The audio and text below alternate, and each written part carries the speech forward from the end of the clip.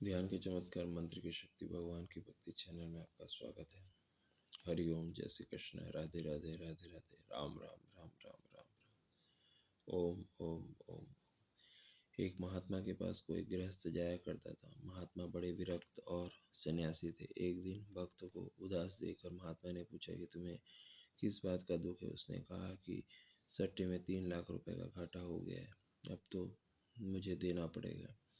यम के दूत मालूम पड़ते हैं, उन्हें देने के लिए मेरे पास कुछ नहीं है। महात्मा ने कहा, कितना देने से दुख दूर हो सकता है? 3 लाख देने से दुख दूर हो जाएगा। भक्त, उससे तो घाटा ही उतरेगा। महात्मा, 10 लाख से हो जाएगा? भक्त कहते हैं, हाँ, कुछ और हो तो और भी अच्छा है। महात्मा बोले, 1 करोड़ से हो जाएगा? भक्त बोले, 1 करोड़ से तो मेरा मन बढ़ गया। 3 दिन के लिए भी पारस मिल जाए तो काम हो जाएगा। महात्मा, अच्छा ठीक है, 3 महीने के लिए देते हैं तो? महात्मा जी ने भक्त को पारस दे दिया। भक्त ने गहना बेचकर लोहा खरीदना शुरू कर दिया। चारों तरफ से लोहा लाया, लेके आया और 3 महीने बीत गए। पारस वापस अपने घर चला गया। भक्त फिर महात्मा के पास गया और रोने लगा कि आपने तो दिया था, मैंने नालायकी कर दी। वो 3 महीने तक लोहा इकट्ठा करता रहा और 3 महीने के समय पूरा होने से पहले ही वो महात्मा के पास वापस आ गया और उसने लालच की और उसका समय निकल गया। महात्मा जी ने कहा, तू तो केवल 3 दिन के लिए कहता था, मैंने तुम्हें 3 महीने के लिए दे दिया था।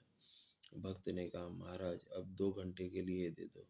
महात्मा ने कहा, मूर्ख, तूने पारस पारस पत्थर लेते समय ही क्यों नहीं छुआ छुआ दिया? अब तो पारस नहीं मिलेगा। मेरे हाथ की भी बात नहीं है।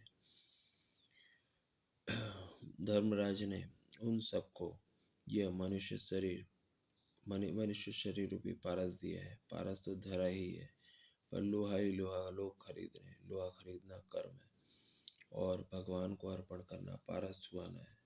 फिर धर्मराज के यहाँ मर कर गया तो कहता है कि मुझे फिर से मनुष्य का शरीर दे दो, मैं फिर से कर्म करूँगा, भगवान को अर्पण कर दूंगा, मरते मरते भी राम राम का कर मरूंगा।